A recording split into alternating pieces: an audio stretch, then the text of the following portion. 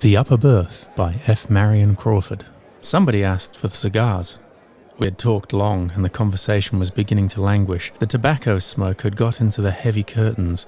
The wine had got into those brains which were liable to become heavy, and it was already perfectly evident that, unless somebody did something to rouse our oppressed spirits, the meeting would soon come to its natural conclusion, and we, the guests, would speedily go home to bed, and most certainly to sleep. No one had said anything very remarkable. It may be that no one had anything very remarkable to say. Jones had given us every particular of his last hunting adventure in Yorkshire. Mr. Tompkins, of Boston, had explained at elaborate length those working principles, by the due and careful maintenance of which the Atchison, Topeka, and Santa Fe Railroad not only extended its territory, increased its departmental influence, and transported livestock without starving them to death before the day of actual delivery, but also had, for years, succeeded in deceiving those passengers who bought its tickets into fallacious belief that the corporation aforesaid was really able to transport human life without destroying it. Signor Tombola had endeavored to persuade us by arguments which we took no trouble to oppose that the unity of his country in no way resembled the average modern torpedo, carefully planned, constructed with all the skill of the greatest European arsenals, but, when constructed,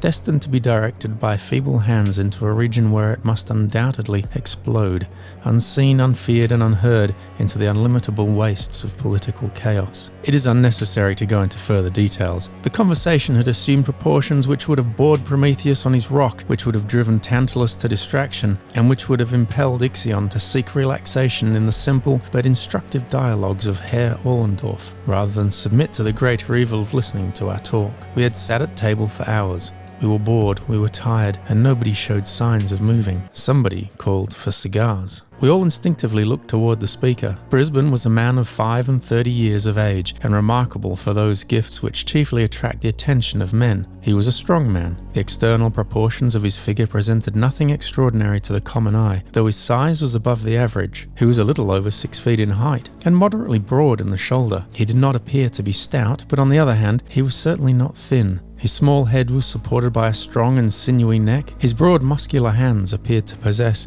a peculiar skill in breaking walnuts without the assistance of the ordinary cracker. And, seeing him in profile, one could not help remarking the extraordinary breadth of his sleeves and the unusual thickness of his chest. He was one of those men who are commonly spoken of among men as deceptive. That is to say, that though he looked exceedingly strong, he was in reality very much stronger than he looked. Of his features I need say little. His head is small, his hair is thin, his eyes are blue, his nose is large, he has a small mustache and a square jaw. Everybody knows Brisbane, and when he asked for a cigar, everybody looked at him. "It is a very singular thing," said Brisbane. Everybody stopped talking. Brisbane's voice was not loud, but possessed the peculiar quality of penetrating general conversation and cutting it like a knife. Everybody listened. Brisbane, perceiving that he had attracted their general attention, lit his cigar with great equanimity. "It is very singular," he continued, "that thing about ghosts. People are always asking whether anybody has seen a ghost. I have." "Bosh! What, you? You don't mean to say so, Brisbane." Well, for a man of his intelligence. Chorus of exclamations greeted Brisbane's remarkable statement. Everybody called for cigars, and Stubbs the butler suddenly appeared from the depths of nowhere with a fresh bottle of dry champagne. The situation was saved. Brisbane was going to tell a story. "I'm an old sailor," said Brisbane, "and as I have to cross the Atlantic pretty often, I have my favourites. Most men have their favourites. I've seen a man wait in a Broadway bar for 3/4 of an hour for a particular car which he liked. I believe the barkeeper made at least 1/3 of his living by that man's preference. I have a habit of waiting for certain ships when I am obliged to cross that duck pond. It may be a prejudice, but I was never cheated out of a good passage but once in my life. I remember it very well. It was a warm morning in June, and the custom house officials, who were hanging about waiting for a steamer already on her way up from the quarantine, presented a peculiar hazy and thoughtful appearance. I had not much luggage. I never have. I mingled with the crowd of passengers, porters, and officious individuals in blue coats and brass buttons who seemed to spring up like mushrooms from the deck of a moored steamer to obtrude their unnecessary services upon the independent passenger. I have often noticed with a certain interest the spontaneous evolution of these fellows. They're not there when you arrive. 5 minutes after the pilot has called go ahead, they, or at least their blue coats and brass buttons, have disappeared from deck and gangway as completely as though they had been consigned to that locker which tradition unanimously ascribes to Davy Jones. But at the moment of starting, they are there, clean-shaved, blue-coated, and ravenous for fees. I hastened on board. The Kamchatka was one of my favourite ships.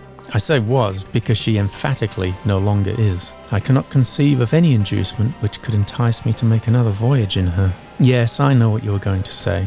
She is commonly clean in the run aft. She has enough bluffing off in the bows to keep her dry, and the lower berths are most of them double. She has a lot of advantages, but I won't cross in her again. Excuse the digression. I got on board. I hailed a steward whose red nose and redder whiskers were equally familiar to me. 105, lower berth, said I, in the business-like tone peculiar to men who think no more of crossing the Atlantic than taking a whiskey cocktail at downtown Delmonico's. The steward took my portmanteau, greatcoat and rug. I shall never forget the expression of his face. Not that he turned pale. It is maintained by the most eminent divines that even miracles cannot change the course of nature. I have no hesitation in saying that he did not turn pale, but, from his expression, I judged that he was either about to shed tears, to sneeze, or to drop my portmanteau. As the latter contained 2 bottles of particularly fine old sherry, presented to me for my voyage by my old friend Snigginson Van Pickens, I felt extremely nervous, but the steward did none of these things. "Well, I'm damned," said he in a low voice, and led the way. I supposed my Hermes, as he led me to the lower regions, had had a little grog, but I said nothing and followed him. 105 was on the port side,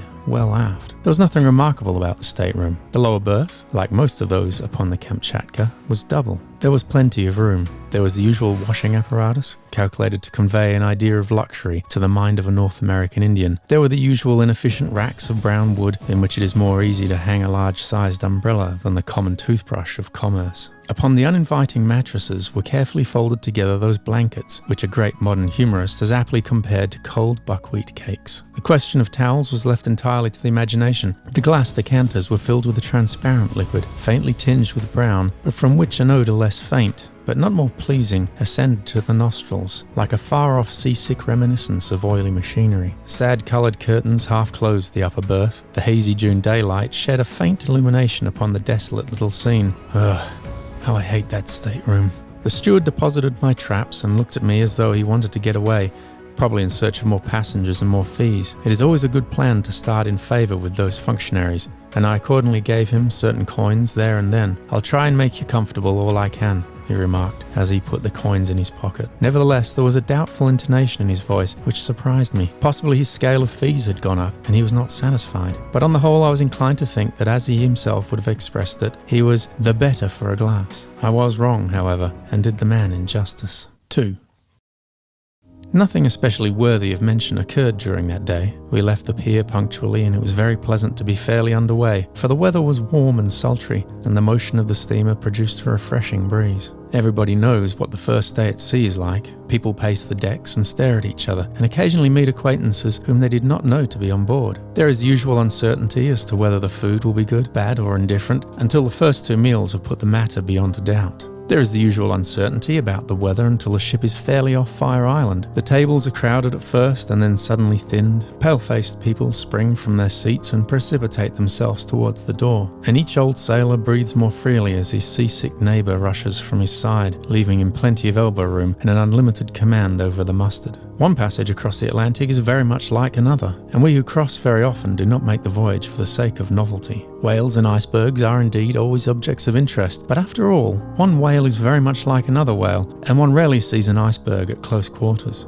To the majority of us, the most delightful moment of the day on board an ocean steamer is when we have taken our last turn on deck, have smoked our last cigar, and having succeeded in tiring ourselves, feel at liberty to turn in with a clear conscience. On that first night of the voyage, I felt particularly lazy and went to bed in 105 rather earlier than I usually do. As I turned in, I was amazed to see that I was to have a companion. A portmanteau very much like my own lay in the opposite corner, and in the upper berth had been deposited a neatly folded rug with a stick and umbrella. I had hoped to be alone, and I was disappointed, but I wondered who my roommate was to be, and I determined to have a look at him. Before I had been long in bed, he entered. He was, as far as I could see, a very tall man, very thin, very pale, with sandy hair and whiskers and colourless grey eyes. He had about him, I thought, an air of rather dubious fashion, the sort of man you might see in Wall Street, without being able precisely to say what he was doing there. The sort of man who frequents the Café Anglais, who always seems to be alone and who drinks champagne. You might meet him on a racecourse, but he would never appear to be doing anything there either. A little overdressed, a little odd. There are 3 or 4 of his kind on every ocean steamer. I made up my mind that I did not care to make his acquaintance, and I went to bed saying to myself myself that I would study his habits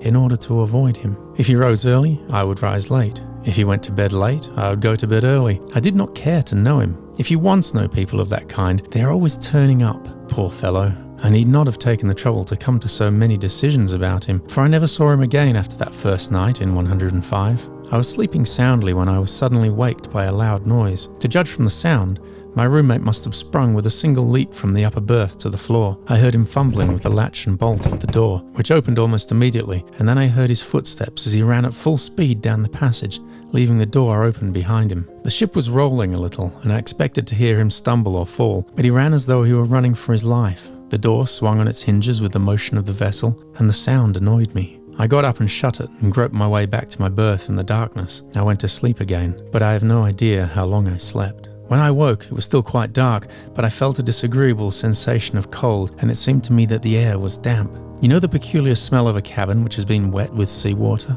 I covered myself up as well as I could and dozed off again, framing complaints to be made the next day and selecting the most powerful epithets in the language. I could hear my roommate turn over in the upper berth. He had probably returned while I was asleep. Once I thought I heard him groan, and I argued that he was seasick. That is particularly unpleasant when one is below. Nevertheless, I dozed off and slept till early daylight. The ship was rolling heavily, much more than on the previous evening, and the grey light which came in through the porthole changed in tint with every movement, according as the angle of the vessel's side turned the glass seawards or skywards. It was very cold, unaccountably so for the month of June. I turned my head and looked at the porthole, and saw to my surprise that it was wide open and hooked back. I believe I swore audibly. Then I got up and shut it. As I turned back, I glanced at the upper berth. The curtains were drawn close together. My companion had probably felt cold as well as I. It struck me that I had slept enough. The stateroom was uncomfortable, though, strange to say, I could not smell the dampness which had annoyed me in the night. My roommate was still asleep.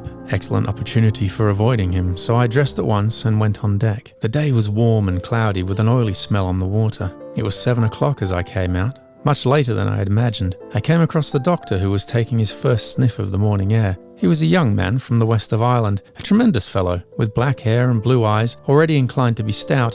He had a happy-go-lucky, healthy look about him, which was rather attractive. "Fine morning," I remarked, by the way of introduction. "Well," said he, eyeing me with an air of ready interest, "it's a fine morning, and it's not a fine morning. I don't think it's much of a morning." "Well, no, it's not so very fine," said I. "It's just what I call fugly weather," replied the doctor. "It was very cold last night, I thought," I remarked. However, when I looked about, I found that the porthole was wide open. I had not noticed it when I went to bed, and the stateroom was damp too. "Damp?" said he. "Whereabouts are you?" 105. To my surprise, the doctor started visibly and stared at me. "What is the matter?" I asked. "Oh, nothing," he answered. "Only everybody has complained of that stateroom for the last 3 trips." "I shall complain too," I said. "It has certainly not been properly aired. It is a shame." "I don't believe it can be helped," answered the doctor. "I believe there is something... Well, it's not my business to frighten passengers." "You need not be afraid of frightening me," I replied. "I can stand any amount of damp. If I should get a bad cold, I will come to you." I offered the doctor a cigar, which he took and examined very critically. "It is not so much the damp," he remarked. "However, I dare say you will get on very well. Have you a roommate?" "Yes, a deuce of a fellow, who bolts out in the middle of the night and leaves the door open." Again the doctor glanced curiously at me. Then he lit the cigar and looked grave. "Did he come back?" he asked presently. "Yes, I was asleep, but I waked up and heard him moving. Then I felt cold and went to sleep again. This morning I found the porthole open." "Look here," said the doctor quietly. "I don't care much for this ship. I don't care a rap for her reputation. I tell you what I will do. I have a good-sized place up here. I will share it with you, though I don't know you from Adam." I was very much surprised at the proposition. I could not imagine why he should take such a sudden interest in my welfare. However, his manner as he spoke of the ship was peculiar. "You are a very good doctor," I said. "But really, I believe even now the cabin could be aired or cleaned out or something. Why do you not care for the ship?" "We're not superstitious in our profession, sir," replied the doctor, "but the sea makes people so. I don't want to prejudice you, and I don't want to frighten you. But if you will take my advice, you will move in here. I would as soon see you overboard," he added, "as know that you or any other man has to sleep in 105. "Good gracious, why?" I asked. "Just because on the last 3 trips, the people who have slept there actually have gone overboard," he answered gravely. The intelligence was startling and exceedingly unpleasant, I confess.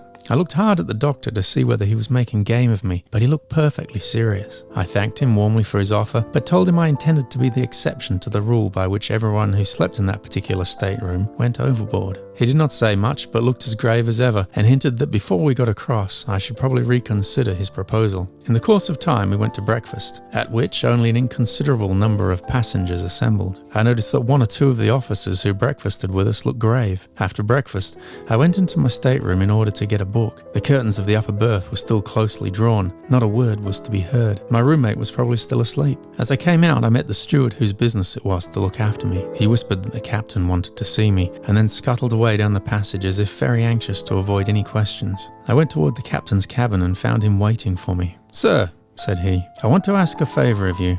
I answered that I would do anything to oblige him. "Your roommate has disappeared," he said. "He's known to have turned in early last night. Did you notice anything extraordinary in his manner?" The question, coming as it did, in exact confirmation of the fears the doctor had expressed half an hour earlier, staggered me. "You don't mean to say he's gone overboard?"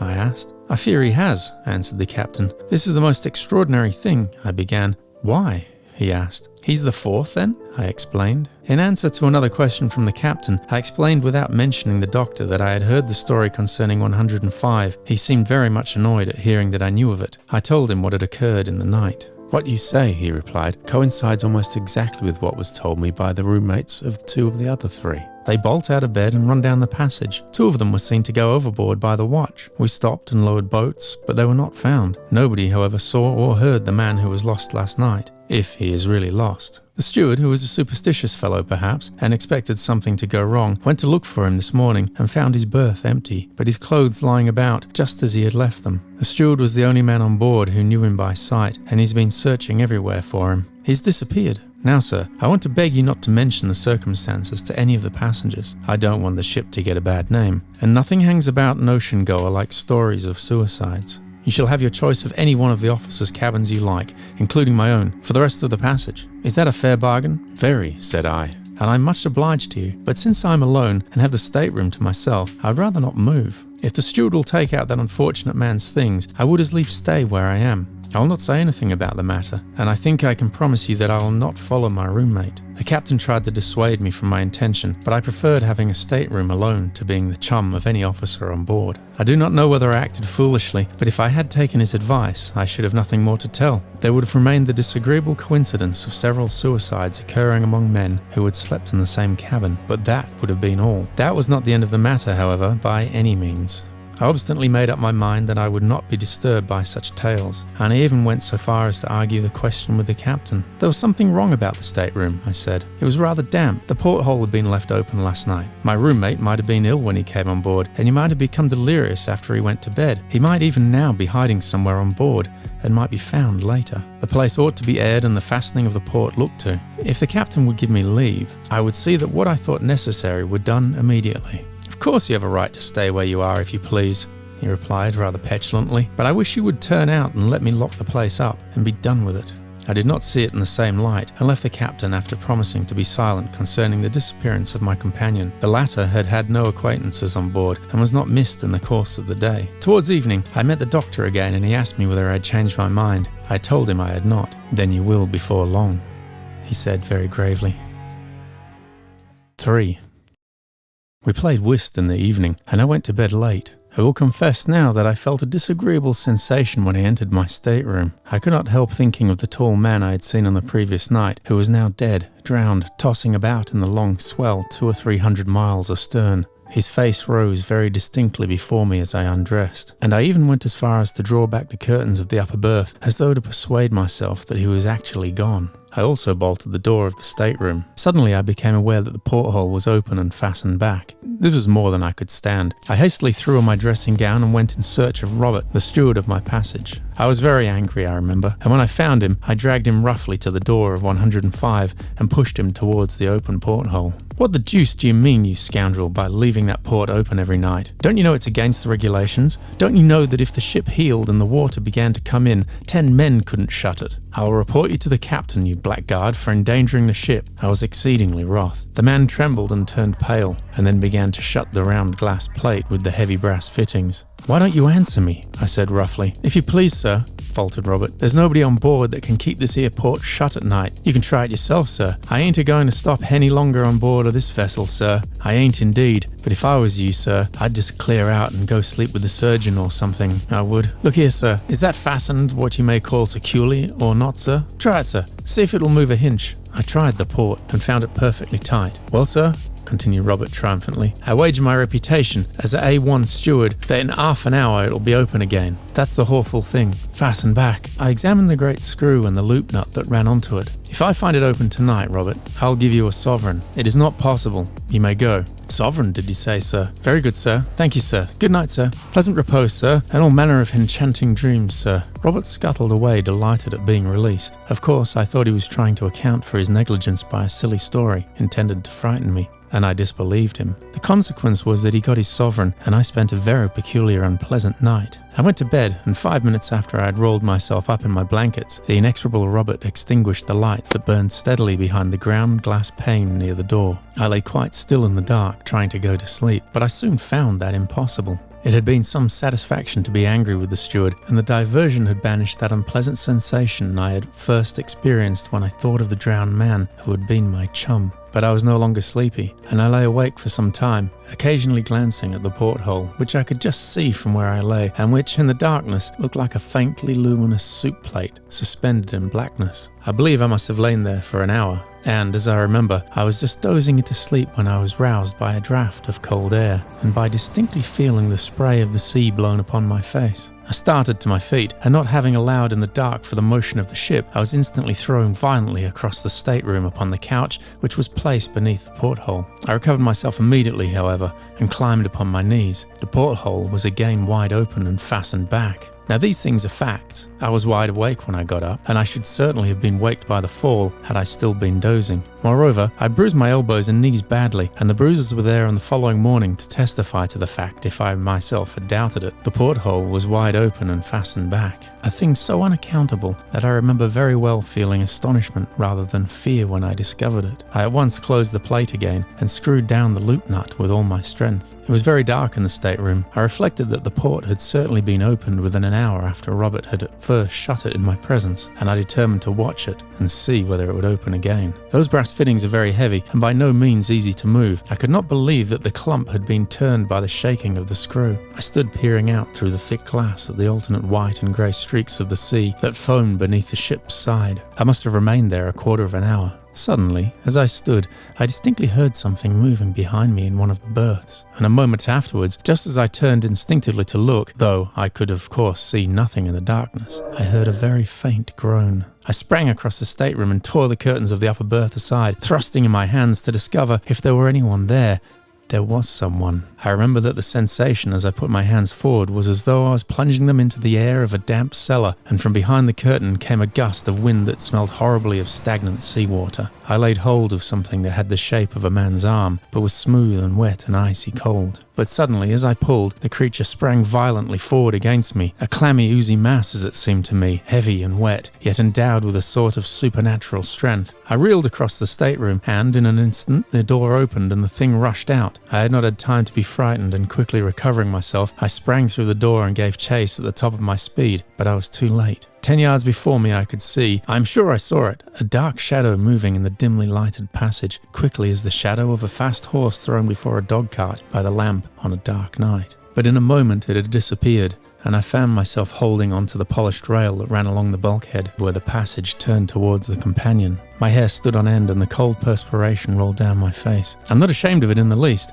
I was very badly frightened. Still, I doubted my senses and pulled myself together. It was absurd, I thought. The Welsh rarebit I had eaten had disagreed with me. I had been in a nightmare. I made my way back to my stateroom and entered it with an effort. The whole place smelled of stagnant seawater, as it had when I had waked on the previous evening. It required my utmost strength to go in and grope among my things for a box of wax lights. As I lighted a railway reading lantern, which I always carry in case I want to read after the lamps are out, I perceived that the porthole was again open, and a sort of creeping horror began to take possession of me, which I never felt before, nor wish to feel again. But I got a light and proceeded to examine the upper berth, expecting to find it drenched with seawater. But I was disappointed. The bed had been slept in, and the smell of the sea was strong, but the bedding was dry as a bone. I fancied that Robert had not had the courage to make the bed after the accident of the previous night. It had all been a hideous dream. I drew the curtains back as far as I could and examined the place very carefully. It was perfectly dry, but the porthole was open again. With a sort of dull bewilderment of horror, I closed it and screwed it down, and thrusting my heavy stick through the brass loop,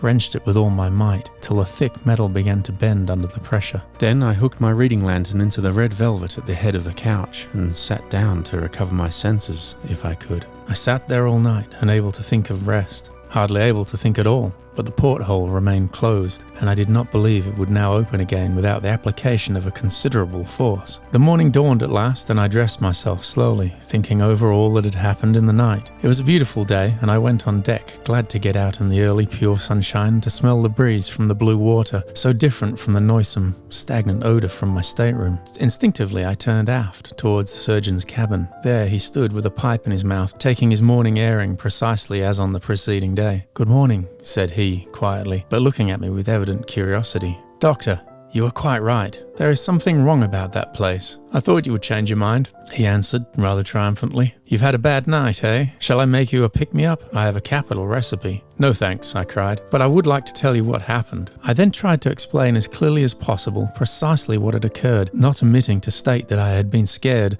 as I had never been scared in my whole life before. I dwelt particularly on the phenomenon of the porthole, which was a fact to which I could testify, even if the rest had been an illusion. I had closed it twice in the night, and the second time I had actually bent the brass in wrenching it with my stick. I believe I insisted a good deal on this point. "You seem to think I am likely to doubt the story," said the doctor, smiling at the detailed account of the state of the porthole. "I do not doubt it in the least. I renew my invitation to you. Bring your traps here and take half my cabin." "Come and take half of mine for one night," I said. "Help me to get to the bottom of this thing." "You'll get to the bottom of something else if you try," answered the doctor. "What?" I asked. "The bottom of the sea. I'm going to leave this ship. It is not canny." "Then you will not help me to find out?" "Not I," said the doctor quickly. "It is my business to keep my wits about me, not to go fiddling about with ghosts and things." "Do you really believe it is a ghost?" I inquired, rather contemptuously. But as I spoke, I remembered very well the horrible sensation of the supernatural which had got possession of me during the night. The doctor turned sharply on me. "Have you any reasonable explanation of these things to offer?" he asked. "No. You have not. Well, you say you will find an explanation. I say that you won't, sir, simply because there is not any." "But my dear sir," I retorted, "do you, a man of science, mean to tell me that such things cannot be explained?" "I do," he answered stoutly, "and if they could, I would not be concerned in the explanation." I did not care to spend another night alone in the stateroom, and yet I was obstinately determined to get at the root of the disturbances. I do not believe there are many men who would have slept there alone after passing 2 such nights, but I made up my mind to try it if I could not get anyone to share a watch with me. The doctor was evidently not inclined for such an experiment. He said he was a surgeon, and that in case any accident occurred on board, he must always be in readiness. He could not afford to have his nerves unsettled. Perhaps he was quite right, but I am inclined to think that his precaution was prompted by his inclination. On inquiry, he informed me that there was no one on board who would be likely to join me in my investigations, and after a little more conversation, I left him. A little later, I met the captain and told him my story. I said that if no one would spend the night with me, I would ask leave to have the light burning all night and would try it alone. "Look here," said he, "I will tell you what I will do. I will share your watch myself, and we will see what happens. It is my belief that we can find out between us. There may be some fellow skulking on board who steals a passage by frightening the passengers. It is just possible that there may be something queer in the carpentering of that berth." I suggested taking the ship's carpenter below and examining the place, but I was overjoyed at the captain's offer to spend the night with me. He accordingly sent for the workman and ordered him to do anything I required. We went below at once. I had all the bedding cleared out of the upper berth, and we examined the place thoroughly to see if there was a board loose anywhere, or a panel which could be opened or pushed aside. We tried the planks everywhere, tapped the flooring, unscrewed the fittings of the lower berth, and took it to pieces. In short, there was not a square inch of the stateroom which was not searched and tested. Everything was in perfect order, and we put everything back in its place. As we were finishing our work, Robert came to the door and looked in. "Well, sir, find anything, sir?" he asked with a ghastly grin. "You were right about the porthole, Robert," I said, and I gave him the promised sovereign. The carpenter did his work silently and skillfully, following my directions. When he had done, he spoke. "I'm a plain man, sir," he said, "but it's my belief you had better just turn out your things and let me run half a dozen 4-inch screws to the door of this cabin. There's no good never came of this cabin yet, sir, and that's all about it. There's been 4 lives lost out here to my own remembrance, and that's in 4 trips. Better give it up, sir. Better give it up." "I'll try it for one night more," I said. "Better give it up, sir. Better give it up. It's a precious, bad job," repeated the workman, putting his tools in his bag and leaving the cabin. But my spirits had risen considerably at the prospect of having the captain's company, and I made up my mind not to be prevented from going to the end of the strange business. I abstained from Welsh rarebits and grog that evening, and did not even join in the customary game of whist. I wanted to be quite sure of my nerves, and my vanity made me anxious to make a good figure in the captain's eyes. 4.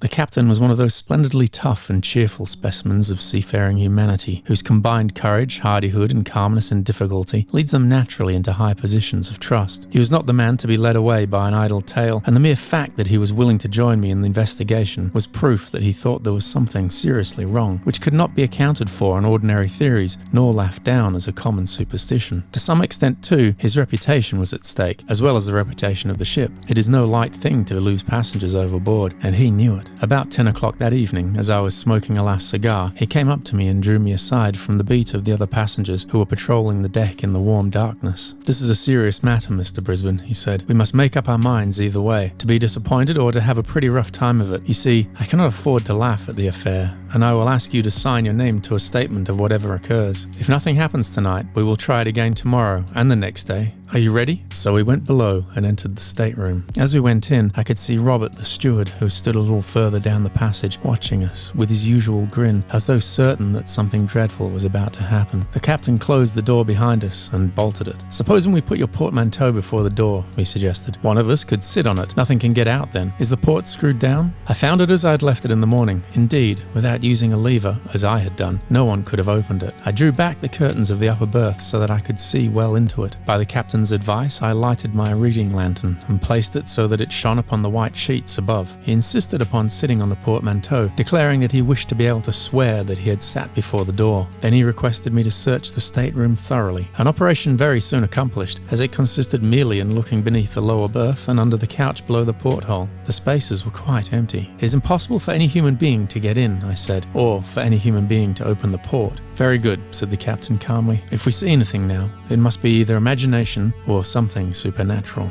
I sat down on the edge of the lower berth. "The first time it happened," said the captain, crossing his legs and leaning back against the door, "was in March. The passenger who slept here in the upper berth turned out to have been a lunatic. At all events, he was known to have been a little touched, and he had taken his passage without the knowledge of his friends. He rushed out in the middle of the night and threw himself overboard before the officer who had the watch could stop him. We stopped and lowered a boat. It was a quiet night, just before that heavy weather came on, but we could not find him. Of course, his suicide was afterwards accounted for on the ground of his insanity." "I suppose that often happens," I remarked rather absently. "Not often, no," said the captain. "Never before in my experience, though I have heard of it happening on board of other ships. Well, as I was saying, that occurred in March. On the very next trip—" "What are you looking at?" he asked, stopping suddenly in his narration. I believe I gave no answer. My eyes were riveted upon the porthole. It seemed to me that the brass loop nut was beginning to turn very slowly upon the screw. So slowly, however, that I was not sure it moved at all. I watched it intently, fixing its position in my mind and trying to ascertain whether it changed. Seeing where I was looking, the captain looked too. "It moves!" he exclaimed in a tone of conviction. "No, it does not," he added after a minute. "If it were the jarring of the screw," said I, "it would have opened during the day, but I found it this evening jammed tight as I left it this morning." I rose and tried the nut. It was certainly loosened, for by an effort I could not move it with my hands. "The queer thing," said the captain, "is that the second man who was lost is supposed to have got through that very port. We had a terrible time over it. It was in the middle of the night and the weather was very heavy. There was an alarm that one of the ports was open and the sea running in. I came below and found everything flooded, the water pouring in every time she rolled, and the whole port swinging from the top bolts, not the porthole in the middle. Well, we managed to shut it, but the water did some damage. Ever since that, the place smells of seawater from time to time. We suppose the passenger had thrown himself out, though the Lord only knows how he did it. The steward kept telling me that he could not keep anything shut here. Upon my word, I can smell it now. Cannot you?" he inquired, sniffing the air suspiciously. "Yes, distinctly," I said, and I shuddered as that same odour of stagnant seawater grew stronger in the cabin. "Now, to smell like this, the place must be damp," I continued, "and yet when I examined it with a carpenter this morning, everything was perfectly dry. It is most extraordinary. Hello." My reading lantern, which had been placed in the upper berth, was suddenly extinguished. There was still a good deal of light from the pane of ground glass near the door, behind which loomed the regulation lamp. The ship rolled heavily and the curtain of the upper berth swung far out into the stateroom and back again. I rose quickly from my seat on the edge of the bed and the captain, at the same moment, started to his feet with a loud cry of surprise. I had turned with the intention of taking down the lantern to examine it when I heard his exclamation, and immediately afterwards his call for help. I sprang towards him. He was wrestling with all his might with the brass loop of the port. It seemed to turn against his hands in spite of all his efforts. I caught up my cane, a heavy oak stick I always used to carry, and thrust it through the ring and bore on it with all my strength, but the strong wood snapped suddenly, and I fell upon the couch. When I rose again, the port was wide open, and the captain was standing with his back against the door, pale to the lips. "There is something in that berth," he cried in a strange voice, his eyes almost starting from his head. "Hold the door while I look. It shall not escape us, whatever it is." But instead of taking his place, I sprang upon the lower bed and seized something which lay in the upper berth. It was something ghostly, horrible beyond words, and it moved in my grip. It was like the body of a man long drowned, and yet it moved, and had the strength of 10 men living. But I gripped it with all my might. The slippery, oozy, horrible thing. The dead white eyes seemed to stare at me out of the dusk. The putrid odour of rank seawater was about it, and its shiny hair hung in foul, wet curls over its dead face. I wrestled with the dead thing. It thrust itself upon me and forced me back and nearly broke my arms. It wound its corpse's arms about my neck. The living death and overpowered me, so that I, at last, cried aloud and fell, and left my hold. As I fell, the thing sprang across me and seemed to throw itself upon the captain. When I last saw him on his feet, his face was white and his lips set. It seemed to me that he struck a violent blow at the dead being, and then he, too, fell forward upon his face, with an inarticulate cry of horror. The thing paused an instant, seeming to hover over his prostrate body, and I could have screamed again for very fright, but I had no voice left. The thing vanished suddenly, and it seemed to my disturbed senses that it made its exit through the open port, though how that was possible, considering the smallness of the aperture, is more than any one can tell. I lay a long time upon the floor, and the captain lay beside me. At last I partially recovered my senses and moved, and I instantly knew that my arm was broken, the small bone of the left forearm near the wrist. I got upon my feet somehow, and with my remaining hand I tried to raise the captain. He groaned and moved, and at last came to himself. He was not hurt, but he seemed badly stunned.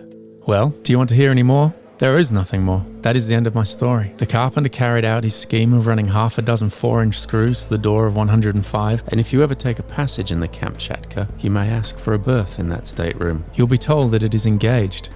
Yes, it is engaged by that dead thing. I finished the trip in the surgeon's cabin. He doctored my broken arm and advised me not to fiddle about with ghosts and things anymore. The captain was very silent and never sailed again in that ship, though it is still running. And I will not sail in her either. It was a very disagreeable experience, and I was very badly frightened, which is a thing I do not like. That is all. That is how I saw a ghost. If it was a ghost, it was dead anyhow.